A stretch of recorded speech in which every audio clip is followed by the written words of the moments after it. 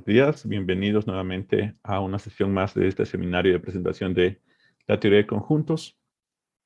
Sean bienvenidos todos. Como siempre les indico, este seminario es organizado por el Departamento de Matemáticas de la Escuela Política Internacional y forma parte de las actividades del grupo de estudios de los estudiantes de la Asociación de Estudiantes de Matemática e Ingeniería Matemática de la Escuela Política Internacional.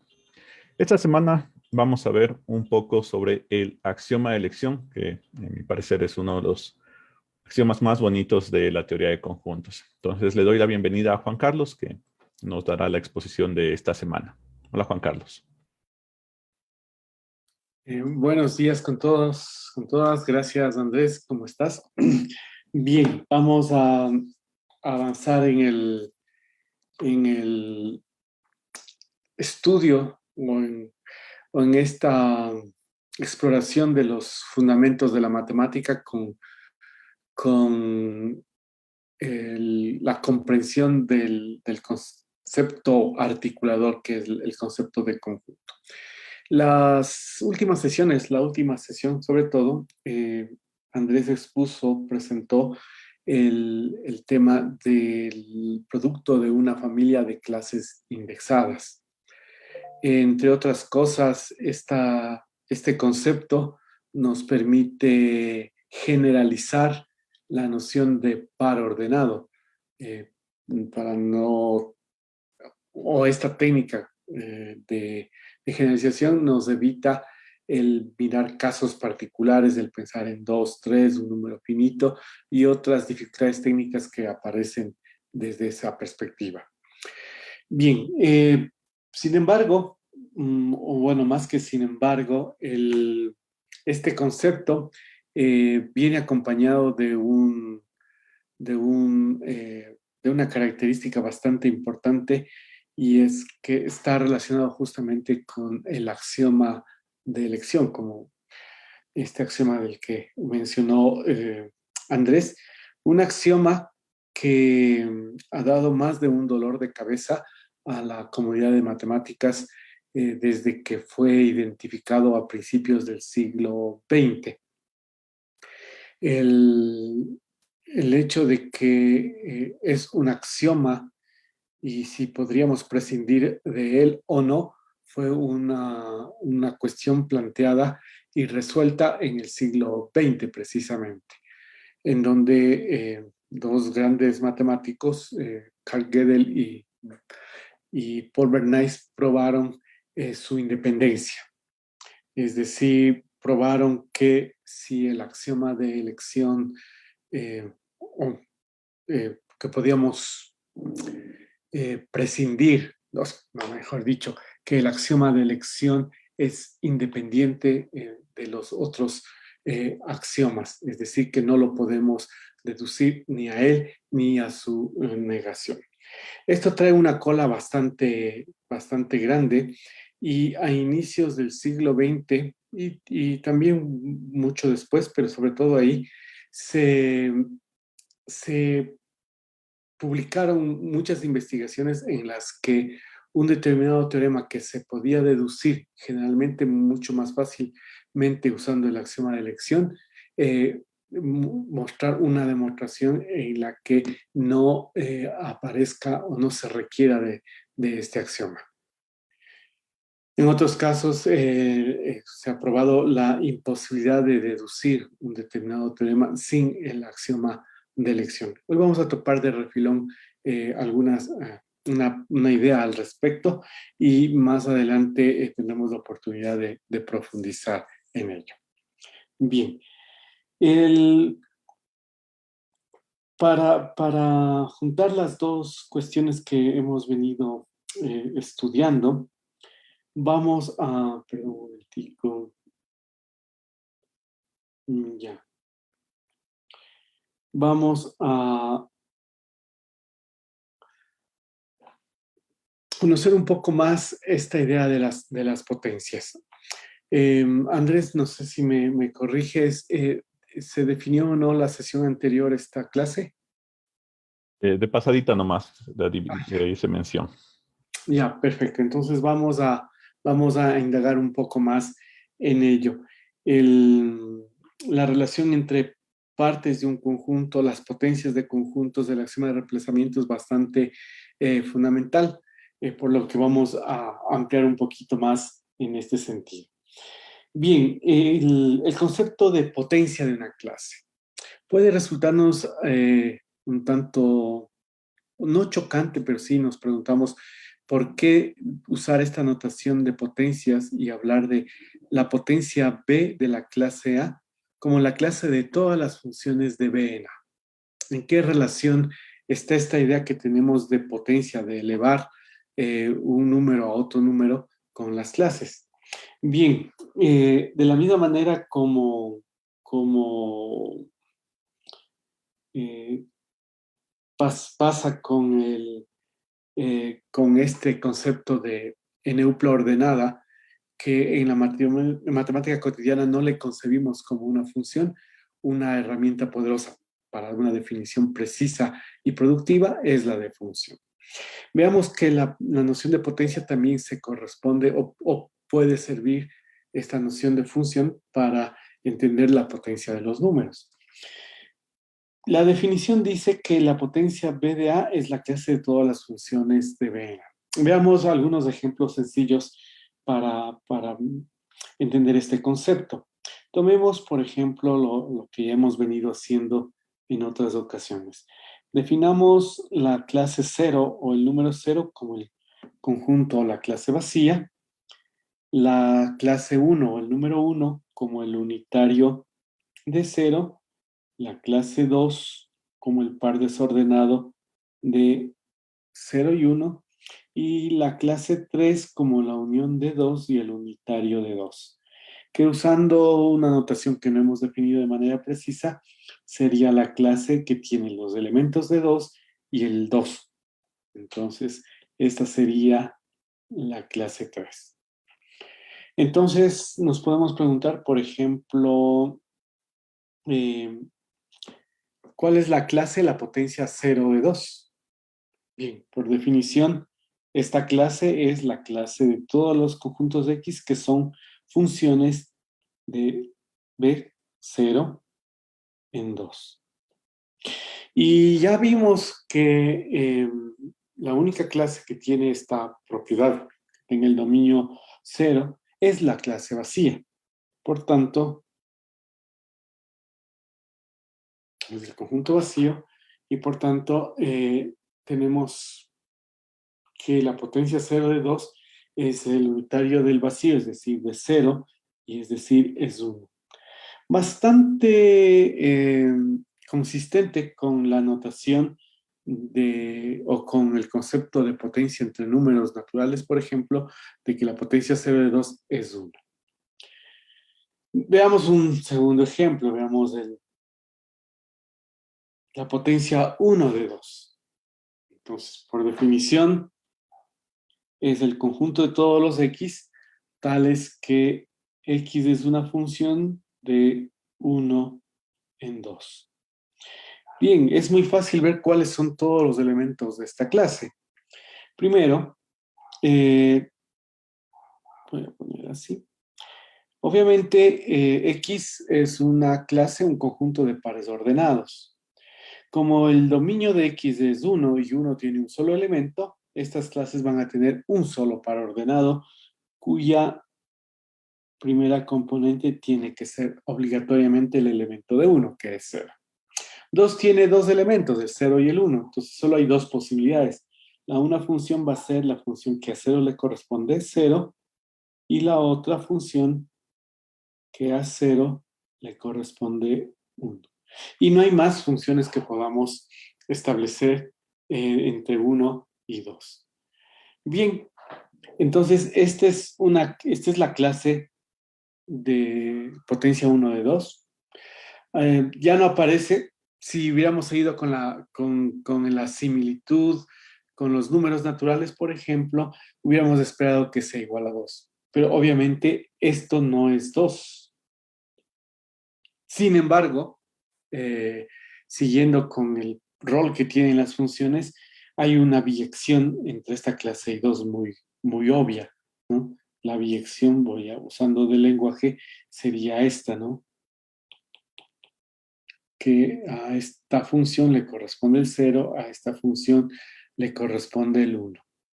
Entonces, si bien no es la clase 2, es una clase, informalmente hablando, de 2 elementos. Bien.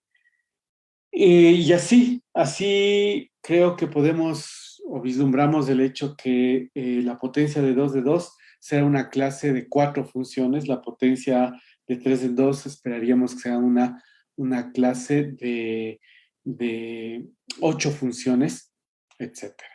Por supuesto, esto pasando ya al ámbito de cualquier clase, o sea, ya no solamente estas clases finitas y muy particulares, que son los números naturales, sino en clases arbitrarias la cuestión es mucho más amplia y compleja.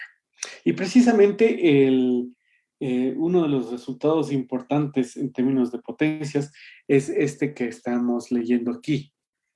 Entre partes de un conjunto, bueno, aquí sería un conjunto para poder hablar de partes.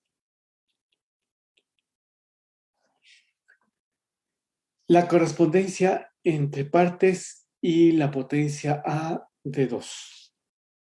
Bien, este es un resultado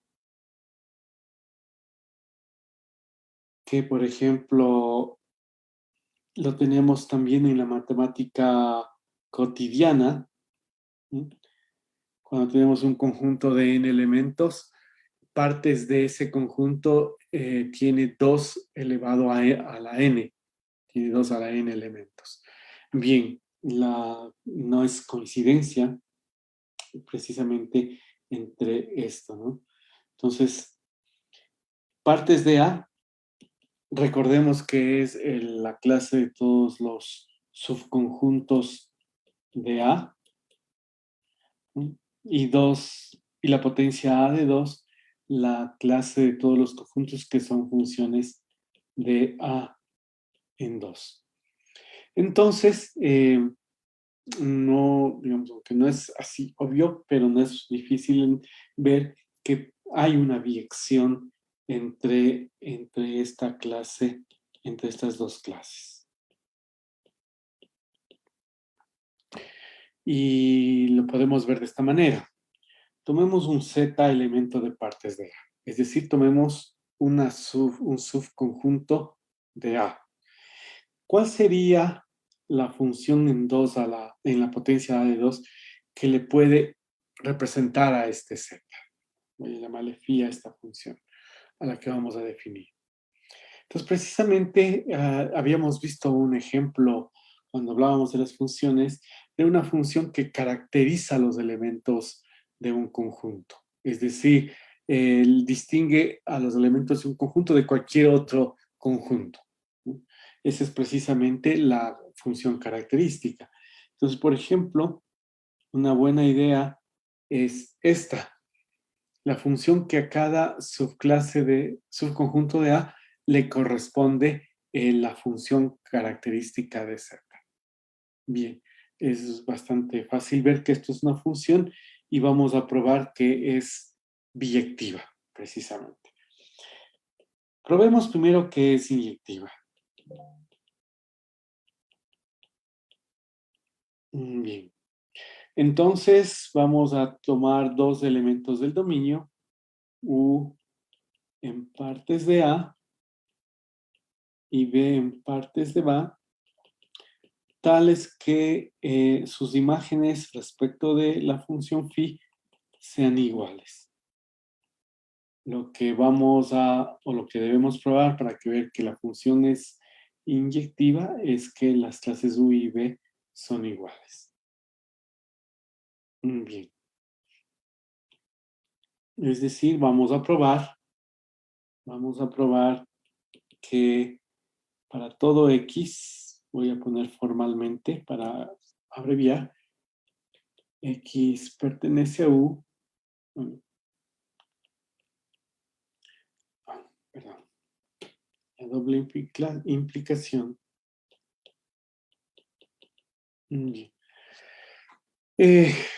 Pongo así porque, como van a ver, no es muy difícil ver esta equivalencia o esta doble implicación y no necesitamos, como siempre, dividir en dos casos, probar primero qué es subclase de V y qué V es subclase de U.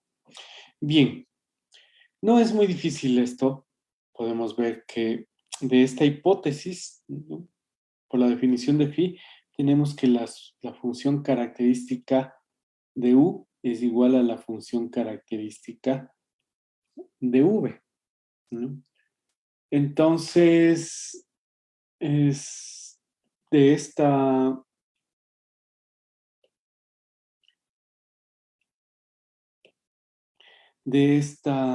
igualdad de funciones, observen, son dos funciones iguales. Vamos a probar esta doble implicación. Que X esté en U, voy a usar más en equivalencia lógica, equivale lógicamente a que la imagen de X respecto de la función característica sea igual a 0. Y puesto que las funciones características de U y de V son iguales, sus imágenes tienen que ser iguales. Entonces, lo que a su vez nos dice que X pertenece a V, con lo cual queda probado esta doble implicación, esta proposición, y U es igual a V. Bien, eso nos muestra que la función phi es inyectiva.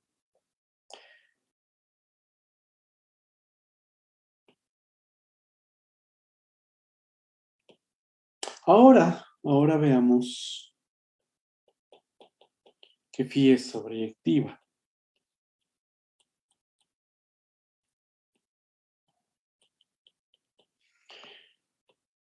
Tomemos un elemento en la potencia de 2, es decir, tomemos una función f y debemos probar la existencia de un conjunto U en partes de A, una subclase de A, tal que esta función f sea la imagen de U respecto de phi, es decir, que esta función cualquiera de A en 2 sea una función característica. En otras palabras, lo que estamos diciendo es que cualquier función de A en 2 siempre es una función característica de algún conjunto. Bien, el asunto es ver qué conjunto puede ser ese. Para intuir o adivinar o descubrir es un dibujito, un diagrama sagital, un diagrama de Venn nos viene bien. Si aquí está A y aquí está 2 con sus únicos elementos, entonces y aquí está F, algunos elementos de A tendrán sus imágenes en 0 y otros elementos tendrán sus imágenes en 1. Entonces, parece ser que si queremos ver que esta f sea una función característica, el conjunto que haga el papel o nos sirva para la función característica es el conjunto cuyas imágenes son justamente 0. Así hemos definido la función característica, ¿no? Entonces, una buena idea para definir este U es esto, ¿no? Sea U la imagen inversa del unitario de 0 bajo U. Entonces, obviamente, como la unión de 0, mejor dicho, como la función es una función de A en 2, entonces la imagen inversa es un subconjunto de A y por tanto este U pertenece a partes de A. Y lo que vamos a ver ahora es que precisamente F es la imagen, es igual a la función característica de U, lo cual no es muy,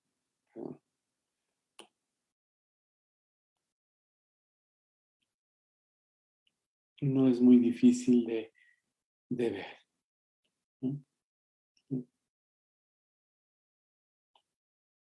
Lo que vamos a probar es que para todo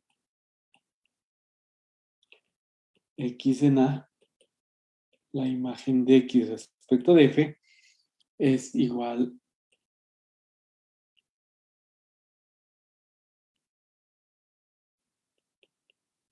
Cambiemos este X por un Y. Para no confundir con la letra de la función característica. Bien, entonces,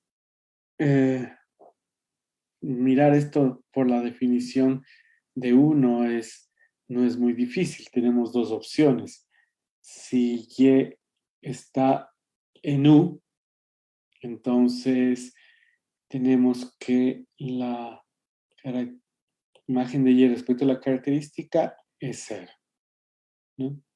La imagen, ya, pero U es justamente la imagen inversa de 0, es decir, Y está aquí, lo que significa que la imagen de Y es precisamente elemento de esto, es decir, la imagen de Y es 0. Y por tanto, las imágenes para los elementos de U son iguales. Bien, si Y no está en U, está en la diferencia entre A y U, entonces la característica vale 1 y en este caso, como Y no está en U, entonces Y tiene que estar en el otro elemento de, digamos, perdón, si Y no está en U, justamente tiene que estar en cualquier otro elemento. Obviamente está en el dominio de A, entonces tiene que estar en 1, justamente. Y tenemos la igualdad. Bien, entonces eso prueba que la función phi es sobreyectiva. Y si de paso queremos completar la información sobre phi, vemos que por ser biyectiva es invertible y la inversa se ve fácilmente que es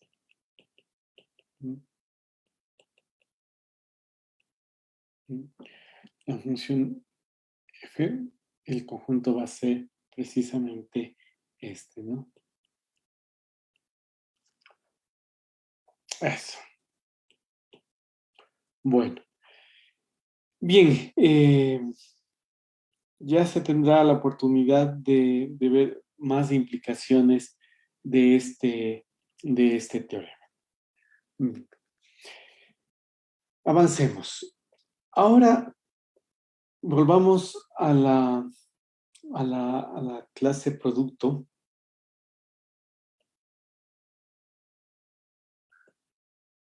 Volvamos a la clase producto y recordemos que este producto generalizado, este producto de una familia, nos ha servido para poder dar una definición precisa, por ejemplo, de una n-upla ordenada. Y en los ejemplos sencillos se puede ver que en general, si I es distinto del vacío, y los A sub I son todos distintos del vacío para todo I, esta clase siempre tiene al menos un elemento, es distinta del vacío.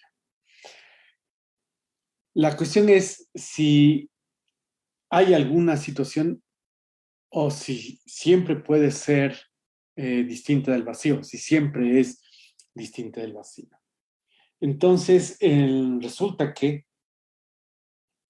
probar que esta clase siempre es distinta del vacío bajo estas hipótesis es, bueno, se deduce en principio de un axioma, el axioma de elección,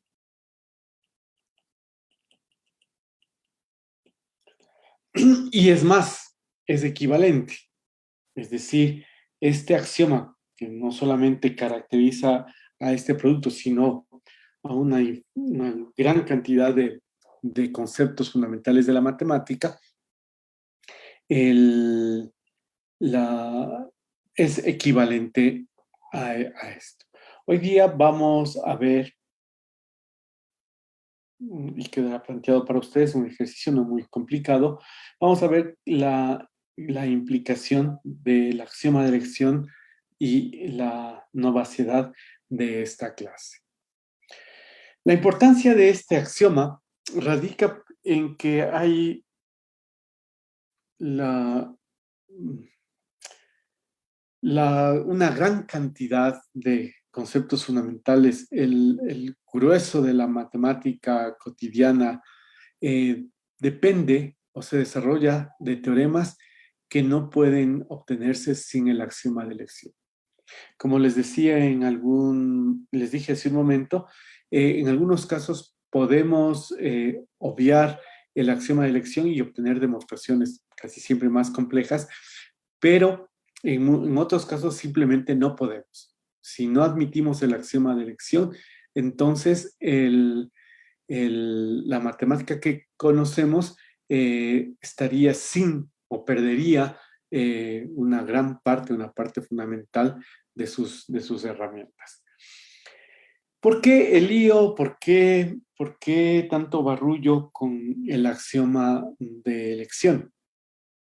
Bueno, en principio, el barullo surge porque a pesar de que en algún sentido su enunciado pueda ser claro o entendible en ciertas situaciones, no es totalmente intuitivo por qué sucede en todas las situaciones. Veamos un ejemplo para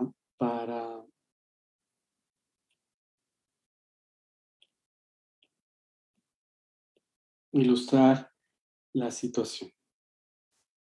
Consideremos un conjunto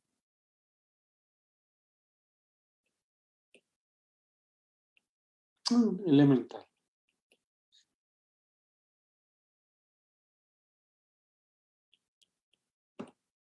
Que tenga tres elementos.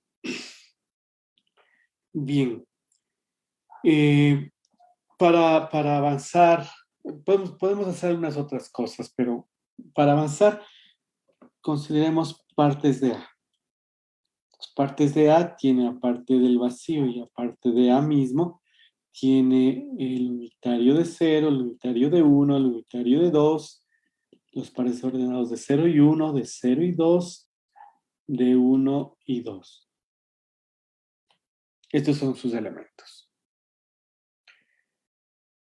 Es obvio que yo con estos conjuntos, exceptuando el vacío, puedo construir un nuevo conjunto. Puedo construir un conjunto B que tenga la siguiente característica. Elegir un elemento de A. Por ejemplo, elijo el 2.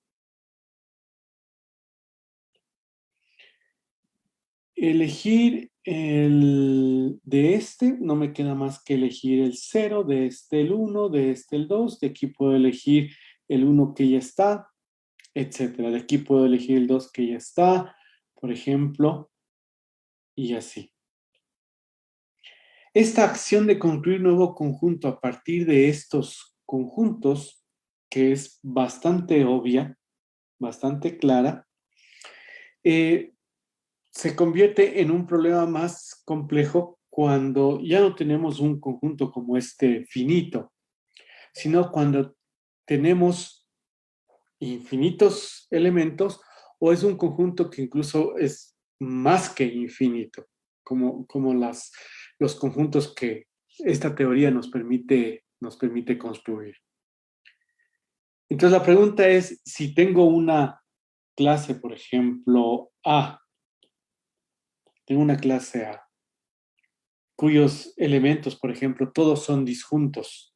Entonces, con la propiedad de que si X está en A y Y está en A y son disjuntos, por ejemplo, este es un problema real en matemática, ¿cómo construir o existe una clase C cuyos elementos pertenezcan o cada elemento de estos pertenezca a una y a una sola clase de estos, como el de aquí, ¿no?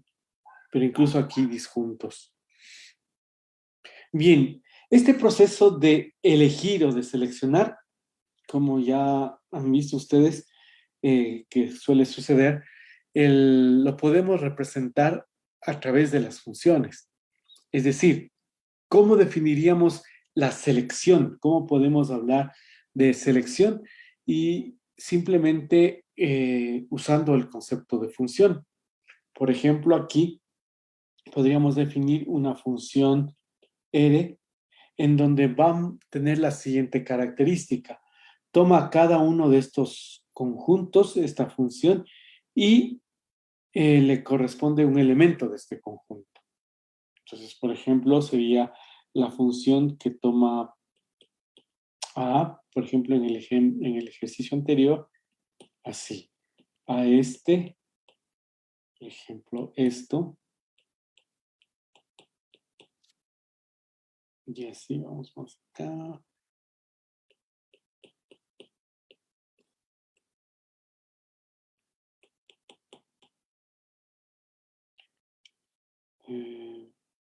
Cero, por ejemplo. Cero también. Ya. Esta es una función de partes de A en este caso, menos el vacío, porque ahí no puedo elegir nada. Y obviamente es una función en A, porque noten ustedes, a cada elemento, o sea, la imagen de este es un elemento que está en A, ¿no? Es un elemento que está en A, pero tiene una característica adicional, que la imagen pertenece a esto. Cualquiera de estos tiene esta característica. Entonces, de esta manera estamos representando o captando la idea de tomar un conjunto y elegir un elemento de ese conjunto. Entonces, a esta función, a esta función justamente se le conoce como la función de elección. Entonces, de modo general, si A es un conjunto, cualquier función de partes de A menos el vacío en A, tal que para todo X de partes de A, es decir, todo subconjunto de partes de A, la imagen de X respecto de R pertenece a X. Esta es la idea de seleccionar o de elegir un elemento de un conjunto. Bien, el problema es que, el planteamiento es, o fue, hay conjuntos que obviamente tienen una función de elección y como se puede ver aquí, hay más posibles funciones de selección de elección. La pregunta que en fundamentos nos hacemos es, dado un conjunto cualquiera, ¿siempre es posible establecer una función de elección?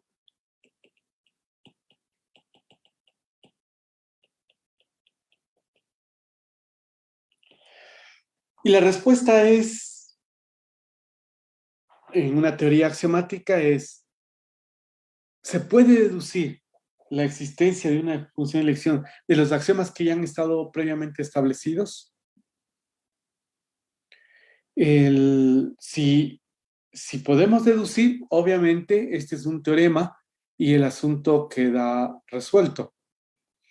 El punto es que esta idea intuitivamente clara no pudo ser o no se puede resolver con los axiomas que queremos para la teoría de conjuntos.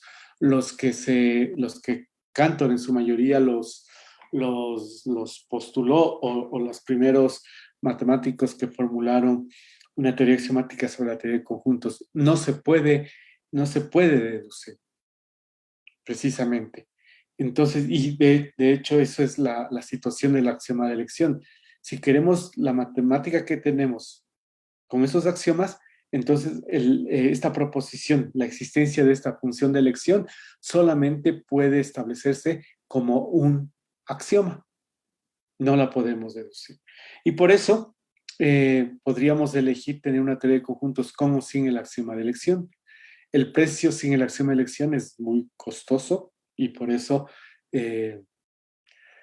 salvo ciertas corrientes matemáticas como los intuicionistas, el resto de la matemática asume al axioma de elección, asume la existencia del axioma de la función de elección.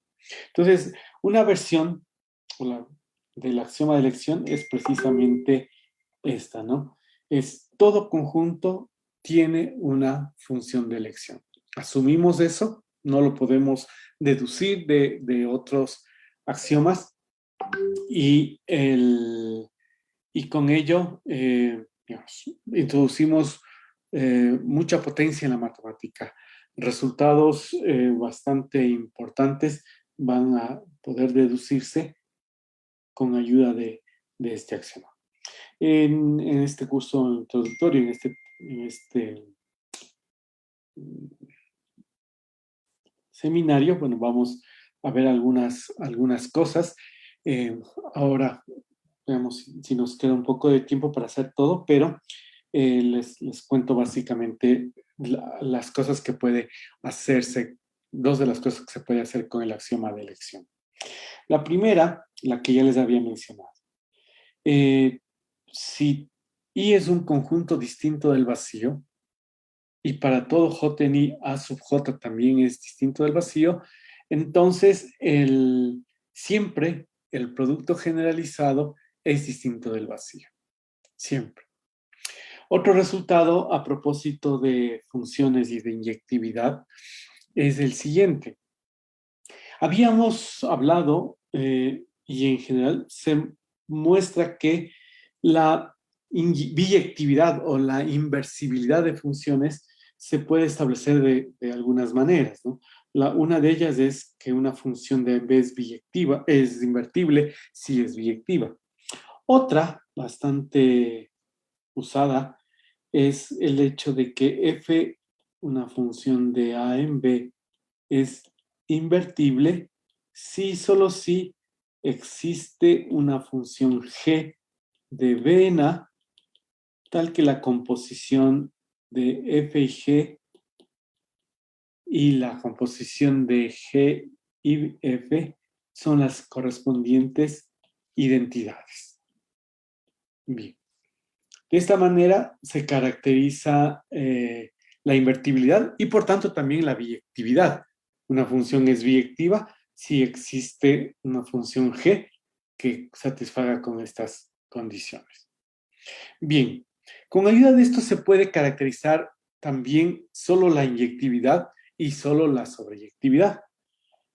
Entonces tenemos un teorema no muy difícil de probar, de que una función es inyectiva si solo si existe una función que haga solamente le vuelva, la composición con F le haga la identidad solo por un lado. En este caso sería por el lado izquierdo, que vemos escrito gráficamente. Bien. Y la sobreactividad se puede caracterizar, en cambio, de una manera similar, pero con una composición a la derecha. Podemos probar este teorema con los conceptos básicos de función, pero en cambio este no lo podemos probar sin el axioma de elección. Haciendo uso del axioma de elección, podemos probar la existencia de esta función G. Bien, entonces veamos ahora, vamos a ver cómo tratar de hacer las dos cosas o las tres cosas. Vamos primero con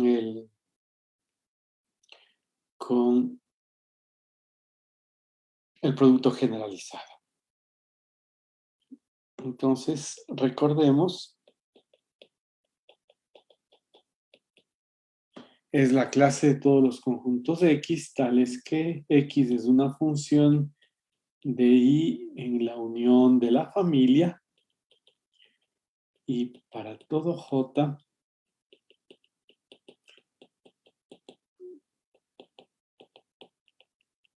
justamente aquí, en esta definición, acuérdense que la imagen de J respecto de XJ está en A sub J, está la esencia de la función de elección.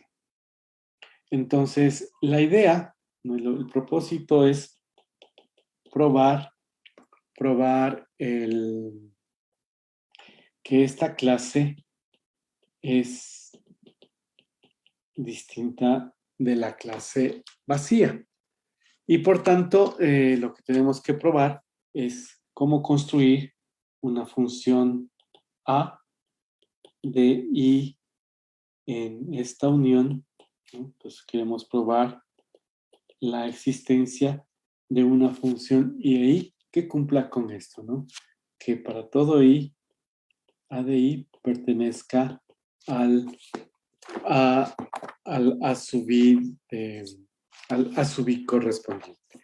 Bien, entonces vamos a usar el axioma de elección, que nos dice que todo conjunto tiene una función de elección. Entonces, para poder probar esto, vamos a encontrar o vamos a determinar un conjunto al que aplicarle el axioma de elección.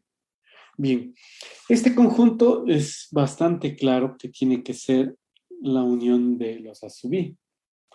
Eso significa que tenemos que demostrar, o tenemos que admitir por el momento en todo caso, que siendo A sub I conjunto para cada I, entonces esto tiene que ser un conjunto. El axioma de reemplazamiento nos permite probar esto, por ejemplo, a propósito de la sesión anterior. Entonces, admitamos que hemos probado que esto es un conjunto y este va a ser nuestro conjunto A. Entonces, eso significa, si admitimos el axioma de elección, que hay una función de elección de partes de A menos el vacío en A. Que hay una función de elección de este conjunto. ¿Cuál es la característica nuevamente? Es que si B es un subconjunto de A, distinto del vacío, entonces la imagen de B respecto de B es un elemento de B. Bien, entonces vamos a ver cómo a cada I, entonces nuestro objetivo es, dado I,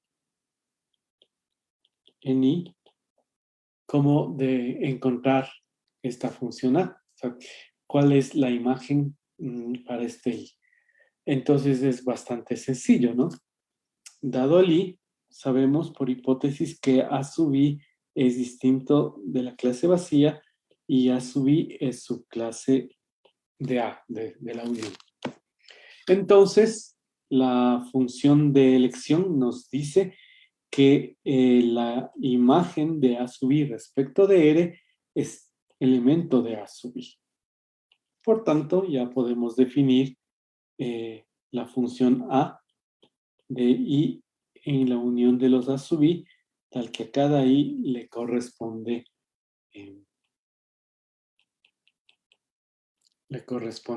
este de aquí. Este obviamente es un elemento de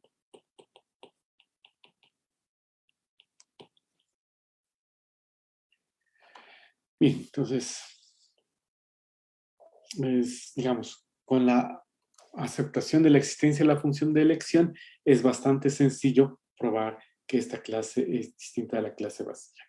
Bien, un ejercicio que les invitamos a que lo hagan es probar la otra implicación, ¿no? Es decir, si represento con CH de choice en inglés de elección, entonces hemos probado esto, ¿no? Hemos probado que si admitimos el axioma de elección, esta clase es distinta de la clase vacía.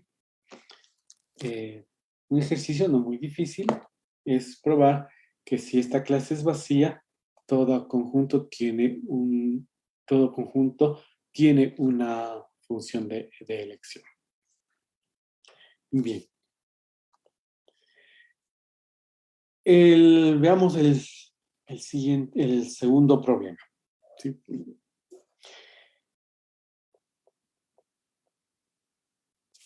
G es una función de en B sobreyectiva, si solo si existe una función de esta manera. Entonces vamos a ponerlo.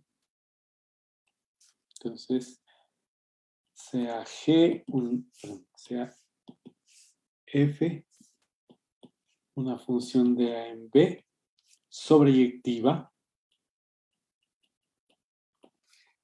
Bien. Si existe G de vena, tal que la composición de F y G es la identidad sobre B, es fácil ver que es sobreyectiva. No es mucho, no es muy difícil ver esto, ¿no? No me voy a detener este momento. Es muy, muy sencillo. Bueno, hagámoslo de todas maneras. Si existe esta función, entonces lo que necesitamos es probar que el recorrido, bueno, sea F, perdón, aquí decía, acá. Si existe una G que cumple con esto, hay que probar que el recorrido de F es B, ¿no? El recorrido de F es B. Es decir, hay que probar que B es subclase del recorrido de F. Entonces, si tomamos un Y en B, lo que sabemos es, o sea, buscamos que exista un X en A, tal que Y sea la imagen de X respecto de F.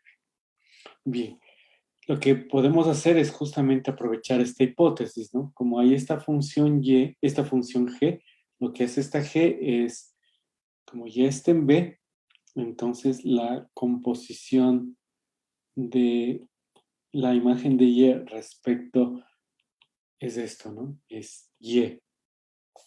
Y esto es la imagen.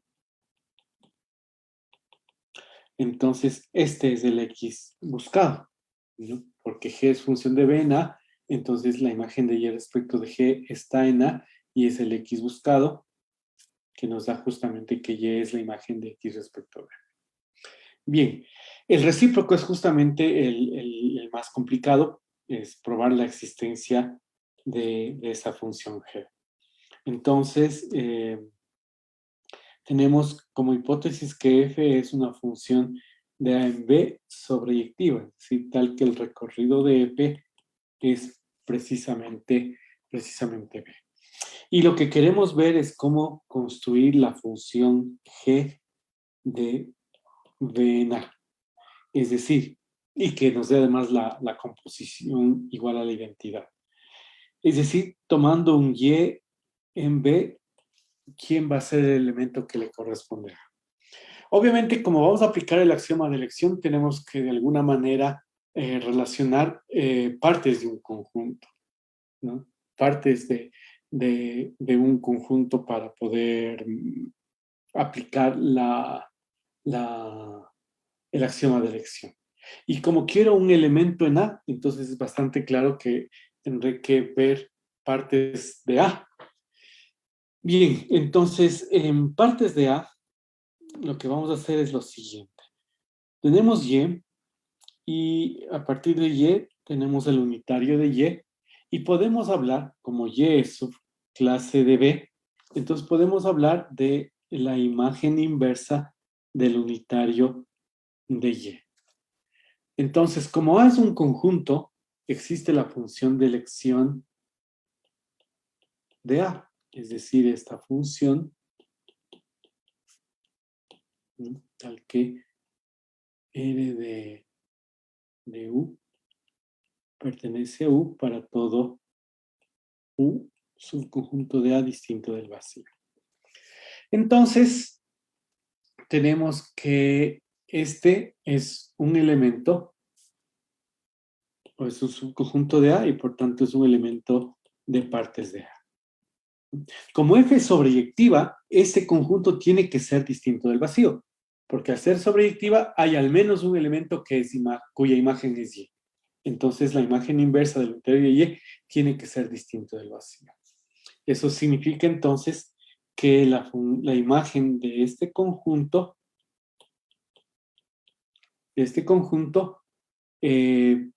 pertenece a este conjunto, ¿no? Con respecto a la función de elección. Esta es la característica. Pertenece a este conjunto y por tanto también pertenece a A. Entonces definimos justamente G como esta función de B en A, tal que a cada Y le corresponde la imagen de, sería así, ¿no? Lo que nos falta probar es que precisamente la composición de F y G, que esta G es adecuada, es la identidad sobre B, ¿no? Lo cual no es muy, muy difícil, ¿no? Porque si tomamos, entonces, F sería de la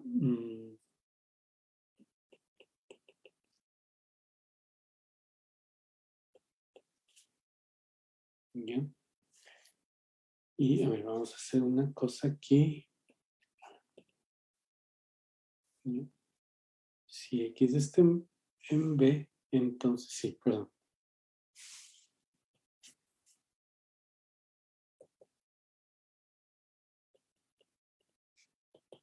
Y esto es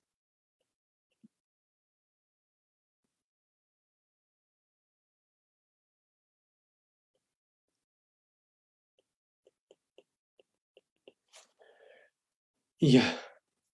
Y bien, entonces este es un elemento de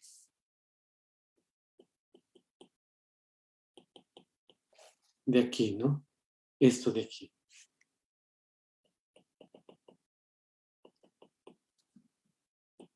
Por tanto, la imagen de este tiene que pertenecer, ¿sí? Tiene que pertenecer a, o sea, esta de aquí, esta imagen, o sea, la imagen así, de este de aquí, pertenece al unitario de X, que por definición de unitario es X.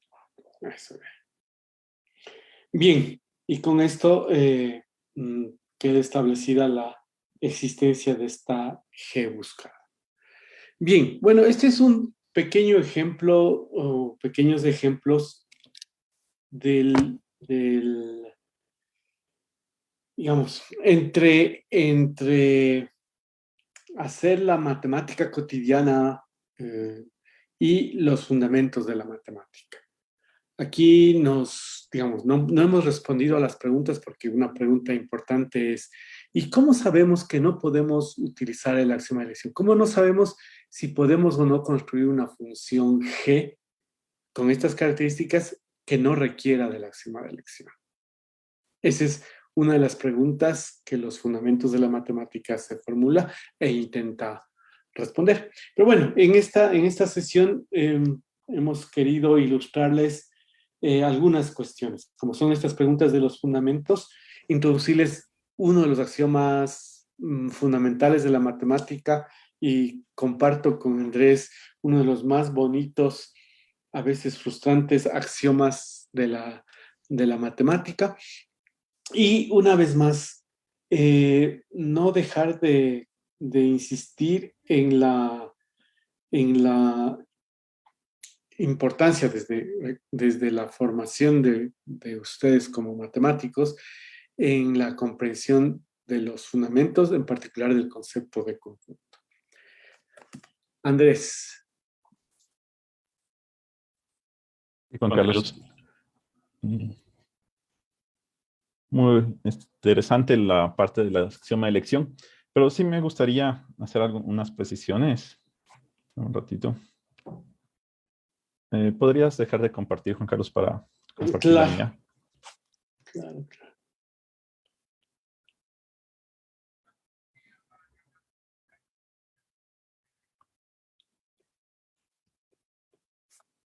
Una de las cosas que está quedando suelta es ¿por qué este axioma causa revuelo, como dijiste? Es más, este axioma es el que, en cierta forma, nos divide a corrientes matemáticas como los intuicionistas de los que aceptamos el axioma de elección. Entonces, ¿por qué este hace eso y otros axiomas no hacen eso? O sea, ¿por qué otros matemáticos no se cuestionan de ver si aceptar o no aceptar el axioma de partes o aceptar o no aceptar el axioma de la unión? Entonces, me parece que una buena idea es... ¿Perdón?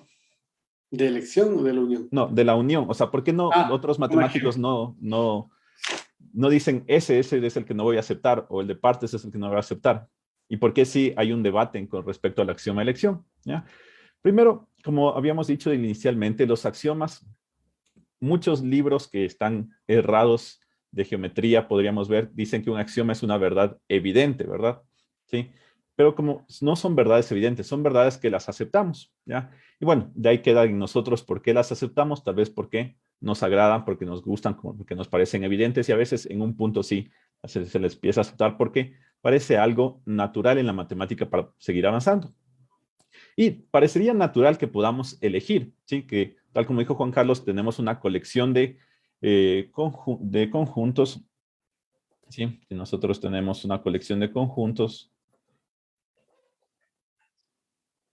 Poder elegir un conjunto de cada uno, un elemento de cada uno de estos, ¿sí? Parece muy natural. Y es más, lo utilizamos tan natural que tal vez todos los que están oyéndonos y han seguido un curso de algo de análisis real, ¿sí? Por ejemplo, cuando queremos hacer caracterizaciones por sucesiones de algunos aspectos, como el que un punto sea de acumulación, cuando la definición de punto de acumulación es que la intersección de cualquier bola centrada en el punto con cualquier radio, intersecado del conjunto sea no vacío, entonces tenemos una familia no vacía y ahí lo que se hace es ir eligiendo un elemento de cada uno para hacer nuestra sucesión. Fue muy natural, ¿ya?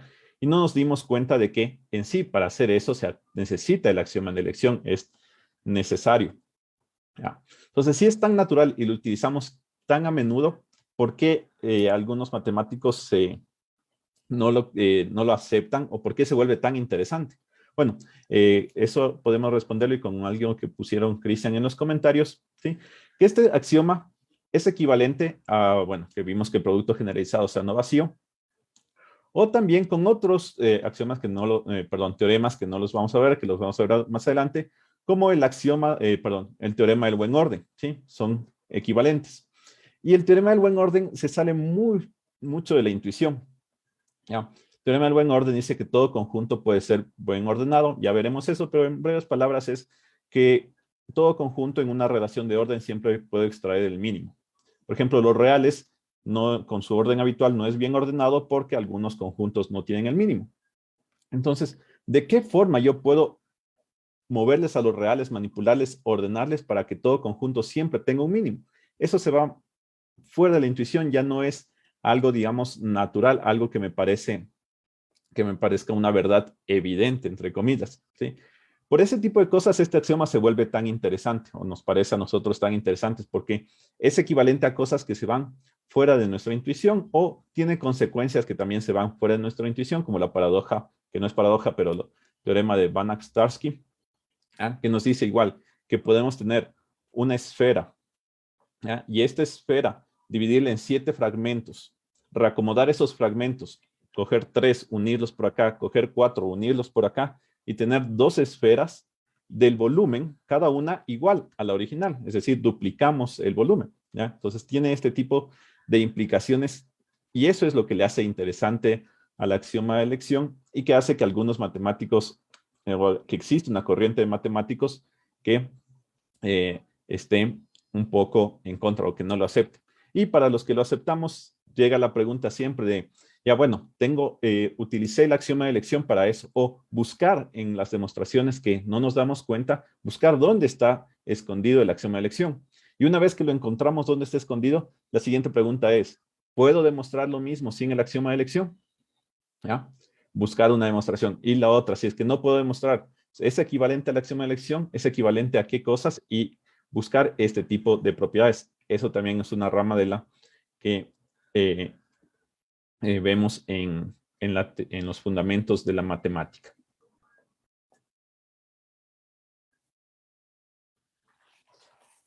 Sí, esa era una pregunta también de alguien, ¿no había más? No había otra Ya. pregunta. Sí, a ver, una precisión adicional a lo que Andrés dijo. Precisamente digamos, el revuelo de la acción de elección, como ha ilustrado eh, Andrés, también tiene que ver con los objetivos de la creación de una teoría. Uno no va creando teorías matemáticas por el simple gusto de crear teorías y entonces elige un axioma porque le trae más gusto o no. En general, desarrollar una teoría o se desarrolla una teoría porque ya tenemos objetivos vistos previamente, queremos resultados previamente. La teoría de conjuntos, como teoría axiomática, surge después de que hay una teoría de conjuntos que no es axiomática. Después de que Georg Cantor, matemático alemán en 1872, desarrolla, hablando en lenguaje contemporáneo, un marco teórico en el que pueda desarrollarse toda la matemática o una gran cantidad de la matemática o responderse problemas más generales que los que estaban los matemáticos inmiscuidos. Entonces, hay un desarrollo del concepto de conjuntos, podemos decirlo así, que no es axiomático, que desarrolla conceptos y propiedades o teoremas sobre esos conceptos y luego esos conceptos a su vez nos permiten o les permitieron a los matemáticos eh, desarrollar o determinar o resolver problemas en otros campos como la geometría, el análisis.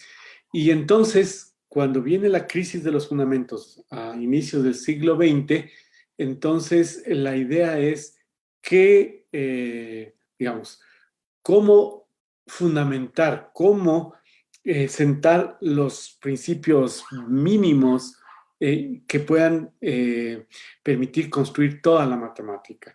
En ese sentido, la matemática se comporta como toda ciencia. En la física, en la química, en la biología, se buscan los principios que puedan explicar todo. En la física, las leyes o la ley que explique todas las leyes. En la biología, el organismo que explique toda la vida.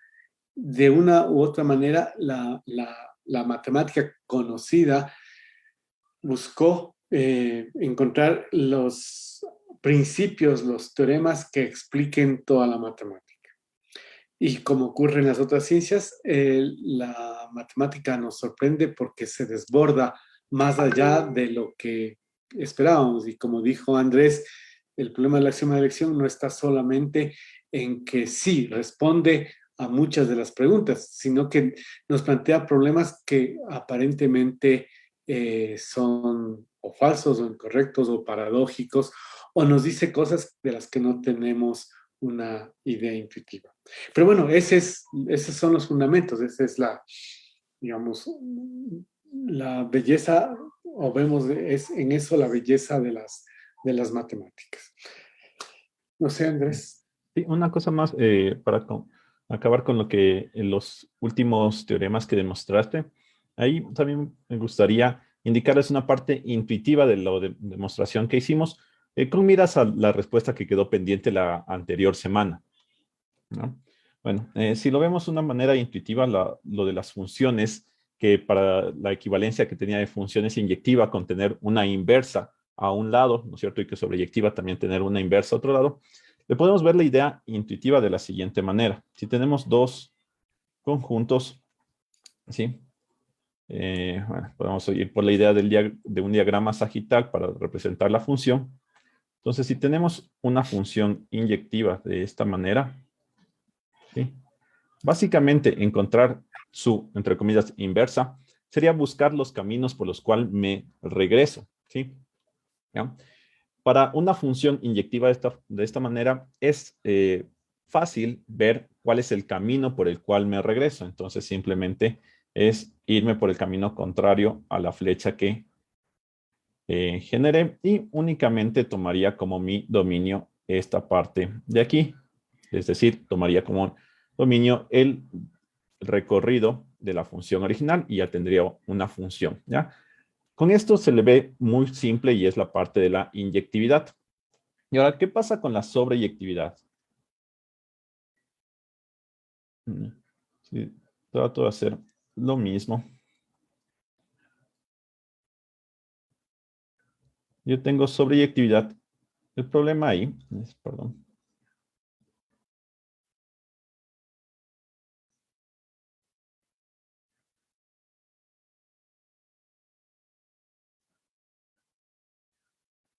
Es que de esta forma tengo ahí una función sobreyectiva. De esta forma no tengo digamos, entre comillas, el camino para regresarme, ¿sí? Porque si estoy en este punto de aquí, ¿cómo me regreso? Y, uy, se acabó. Si estoy en el punto superior, ¿cómo me regreso? ¿Sí? Tengo tres caminos que lleguen a ese punto. Entonces, ¿cómo me regreso? Tengo que elegir el camino por el cual me regreso, ¿verdad? Tengo que, de todos esos caminos posibles, escoger uno, ¿sí? Y ahí viene el axioma de elección inmediatamente. Elegí algo, ¿sí? Y justamente la demostración que nos dio Juan Carlos es eso. Cojo la preimagen, ¿sí? De este unitario. Entonces me tengo los tres puntos de llegada y de ahí elijo uno. ¿Cuál de ellos? No sé, el axioma de elección me dice, ¿ya? Con esto en mente, se puede resolver el planteamiento que nos dejó la anterior semana, que lo pueden revisar. En el material lo vamos a mandar con la explicación y la demostración para que ustedes lo puedan leer. Y hay otra cosa, del axioma de elección, también algo que no es, lo que también causa ruido en el axioma de elección es que es un axioma de existencia, no de construcción, ¿ya? Entonces, me dice cuál de esos caminos voy a elegir. No, el axioma de elección no me dice que cuál de esos 3 caminos que están ahí termino eligiendo. Solo me dice que puedes elegir uno de esos 3 caminos, ¿ya? Entonces, no me da la construcción de una función. Me dice, existe la función de elección, pero no me dice cuál es, cómo es, qué propiedades tienes. Me dice, solo existe la función de elección. Y justamente ahí hay el quiebre entre los matemáticos de la corriente induccionista o constructivista, que no aceptan el axioma de elección porque no construyen, no da la función explícita. Eso era lo que quería terminar, Juan Carlos. Perfecto. Gracias, Andrés. Bueno, les esperamos para la próxima semana continuar con los fundamentos de la matemática. Listo. Que les vaya muy bien. Muchas gracias por habernos asistido. Somos Juan Carlos. Hasta luego.